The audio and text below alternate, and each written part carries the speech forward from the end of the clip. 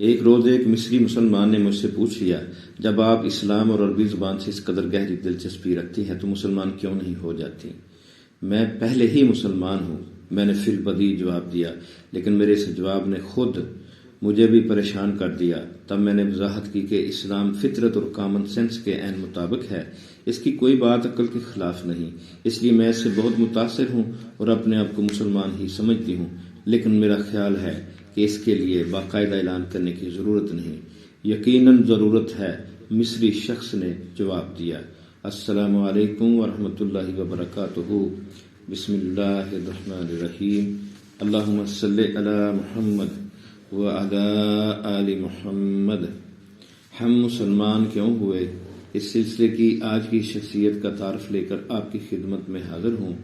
آج کی شخصیت کا نام کریمہ برنسن ہے اور ان کا تعلق امریکہ سے ہے۔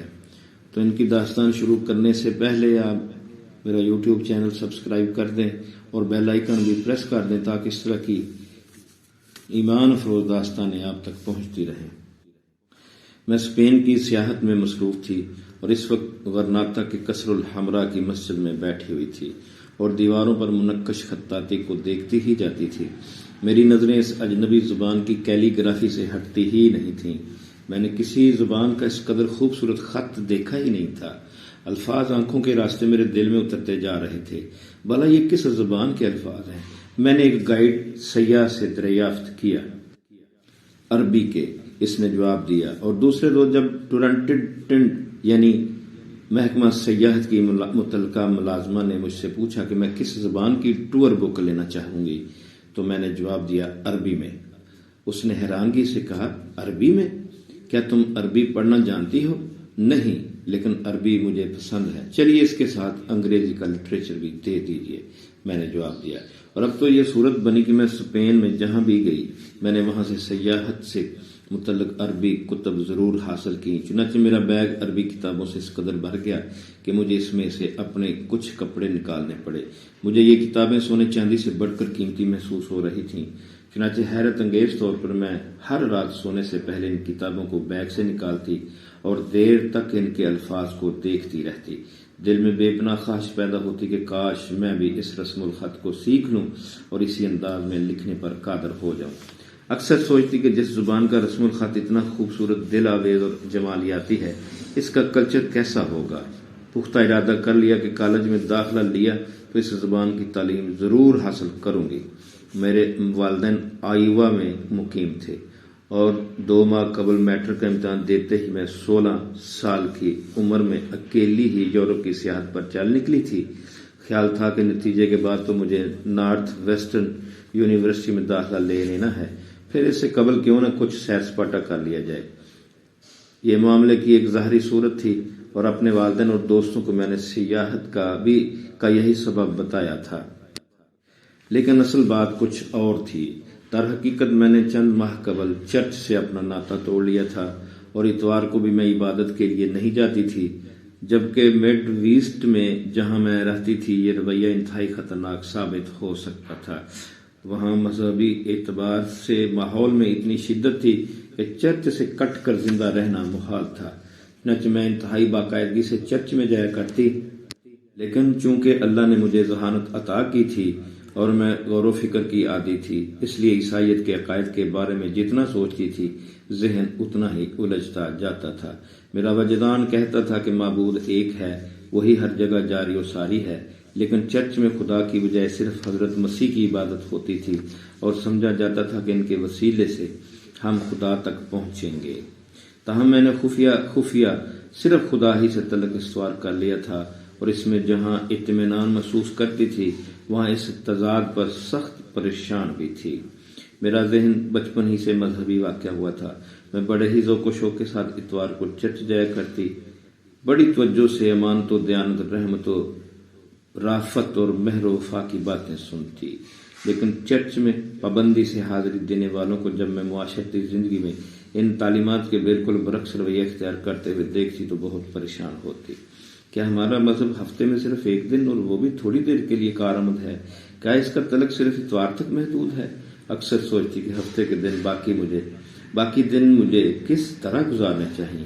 کیا اس کے لیے ہمارے مذہب کے پاس کوئی لاہ عمل نہیں ہے؟ کبھی کبھی احکام عشرہ 10 کمانڈمنٹس کا چرچا بھی سننے میں آتا تھا، جن کے تحت قتل، چوری، جھوٹ، شراب نوشی، زنا وغیرہ گناہ قرار پاتے تھے، لیکن عملی صورت میں معاشرے میں ان کا کہیں گزر نہ تھا۔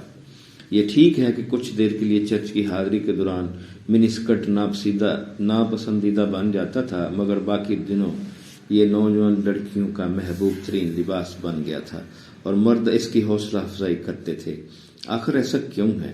عیسائیت اخلاقی حوالے سے معاشرے پر کیوں اثر انداز نہیں ہو سکی؟ اس طرح کے بہت سے سوالات تھے جو ذہن میں پیدا ہوتے تھے، لیکن کہیں سے ان کا جواب نہیں ملتا تھا۔ پادریوں سے، مذہبی رہنماؤں سے بات کرتی تو وہ ڈانٹ دیتے کہ عقل اور مذہب کا آپس میں کوئی تعلق نہیں، اس لیے ان باتوں پر سوچے سمجھے بغیر ایمان لانا ہوگا۔ مجھے یاد ہے کہ ایک بار میں اپنے ایک ٹیچر کے گھر گئی، دیکھا کہ شیلف بائبل کے مختلف نسخوں سے بھرا ہوا ہے، ہر ایک دوسرے سے جدا تھا۔ میں پریشان ہو گئی، پوچھا تو انہوں نے بے اعتنائی سے کہا، اس سے کیا فرق پڑتا ہے؟ حالانکہ میں نے بعد میں مطالعہ اور تجزیہ کیا تو ان نسخوں کی عبارات میں باہم بے شمار تضادات تھے، بلکہ بعض ابواب ان میں سے خارج کر دیے گئے تھے۔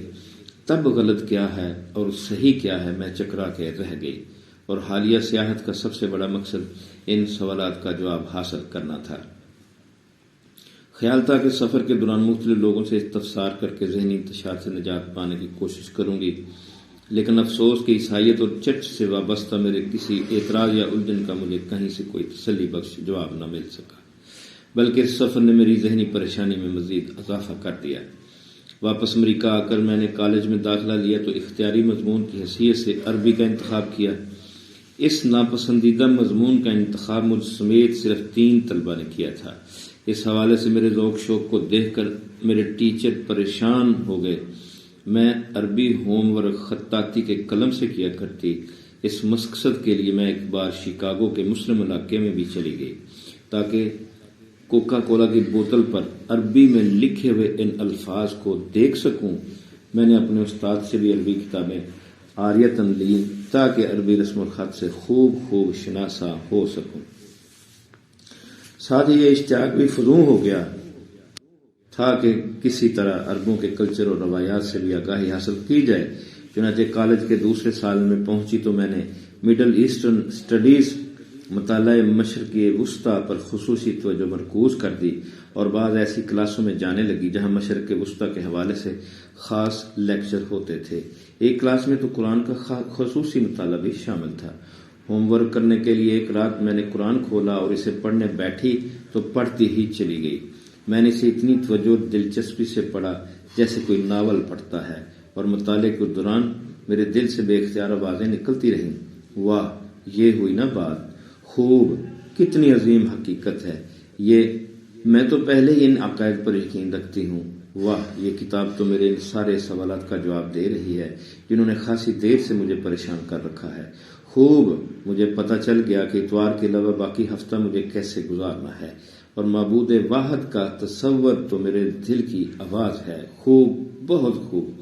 میں تو خوشی سے نہال ہو گئی، یوں لگا جیسے اب تک اندھیروں میں بھٹک رہی تھی لیکن اب منزل کا سراغ مل گیا ہے۔ ذہن سوالات سے بھرا ہوا تھا اور ان کا کہیں سے جواب نہیں ملتا تھا، لیکن اس کتاب کے مطالعے سے ذہن مکمل طور پر مطمئن ہو گیا، روح کا سارا غبار چھٹ گیا۔ دوسرے روز کلاس میں گئی تو میں نے اپنے ٹیچر سے دریافت کیا کہ مجھے اس مصنف کی دوسری کتابیں بھی درکار ہیں، میں ان کا بھی مطالعہ کرنا چاہتی ہوں، لیکن ٹیچر نے یہ بتا کر مجھے حیران کر دیا کہ یہ مسلمانوں کی مذہبی کتاب ہے اور ان کا عقیدہ یہ ہے کہ یہ خدا کا کلام ہے، گویا اس کتاب کا مصنف خود خدا ہے، اور یہ جس کتاب کا تم نے مطالعہ کیا ہے یہ قرآن کا انگریزی ترجمہ ہے، اور جس شخص کو تم اس کا مصنف سمجھ رہی ہو یہ دراصل اس کا مترجم ہے۔ ٹیچر نے بتایا کہ مسلمانوں کے عقیدے کے مطابق یہ کتاب ان کے پیغمبر محمد صلی اللہ علیہ وآلہ وسلم پر نازل ہوئی تھی، اور اس وقت سے اب تک اس میں معمولی سی بھی کوئی تبدیلی نہیں ہوئی، یہ اپنی اصلی صورت میں اب تک موجود ہے۔ دنیا بھر کے مسلمان اس کی تلاوت کرتے ہیں اور اس سے رہنمائی لیتے ہیں۔ یہ معلومات میرے لیے بالکل نئی تھی۔ کچھ نہ پوچھئے جذبات کا کیا عالم ہوا، مسرتوں اور حیرتوں نے دل و دماغ کا عجیب طرح سے احاطہ کر لیا۔ اب میری دلچسپی محض عربی تک محدود نہیں رہی تھی، بلکہ جی چاہنے لگا کہ اسلام کے بارے میں سب کچھ پڑھ لیا جائے اور مرکز اسلام یعنی مشرق وسطی بچشم سر دیکھا جائے۔ کالج کی آخری کلاس میں تھی جب میں نے اپنے محبوب مضمون کی تکمیل کے لیے مصر کا سفر اختیار کیا۔ قاہرہ میں میرا پسندیدہ مشغلہ مسجدوں کو دیکھتے رہنا، ان کی دیواروں اور محرابوں پر عربی خطاطی کا خوب توجہ سے مطالعہ اور مشاہدہ کرنا اور مسلمانوں سے اسلام کے بارے میں گفتگو کرتے رہنا تھا۔ ایک روز ایک مصری مسلمان نے مجھ سے پوچھ لیا، جب آپ اسلام اور عربی زبان سے اس قدر گہری دلچسپی رکھتی ہیں تو مسلمان کیوں نہیں ہو جاتی؟ میں پہلے ہی مسلمان ہوں، میں نے فی البدیہہ جواب دیا، لیکن میرے اس جواب نے خود مجھے بھی پریشان کر دیا۔ تب میں نے وضاحت کی کہ اسلام فطرت اور کامن سینس کے عین مطابق ہے، اس کی کوئی بات عقل کے خلاف نہیں، اس لیے میں اس سے بہت متاثر ہوں اور اپنے آپ کو مسلمان ہی سمجھتی ہوں، لیکن میرا خیال ہے کہ اس کے لیے باقاعدہ اعلان کرنے کی ضرورت نہیں ہے۔ یقیناً ضرورت ہے، مصری شخص نے جواب دیا۔ اگر آپ کسی مسجد میں جا کر 2 گواہوں کی موجودگی میں کلمہ شہادت پڑھ لیں اور مسلمان ہونے کی تصدیق کر دیں تو آپ قانونی طور پر بھی مسلمان شمار ہوں گی۔ چنانچہ میں نے مشورہ قبول کر لیا اور مسجد میں جا کر اپنے آپ کو ایک مسلمان کی حیثیت سے رجسٹرڈ کرا لیا، اور جب مسجد کے امام کی طرف سے مجھے سرٹیفکیٹ دیا گیا تو میں نے اسے بغیر جذباتی ہوئے بڑے سکون کے ساتھ اپنے فائل میں رکھ لیا۔ یہ تو محض ایک قانونی کارروائی تھی، ورنہ میں تو بہت پہلے اسلام کی عظمتوں کی اسیر ہو گئی تھی۔ عربی نے اور قرآن نے مجھے برسوں پہلے تسخیر کر لیا تھا۔ الحمدللہ آج کی شخصیت کا تعارف مکمل ہوا۔ انشاءاللہ پھر کسی دوسری شخصیت کا تعارف لے کر آپ کی خدمت میں حاضر ہوں گا۔ تب تک کے لیے اجازت۔ اللہ حافظ۔ اللہ آپ کا حامی اور ناصر ہو۔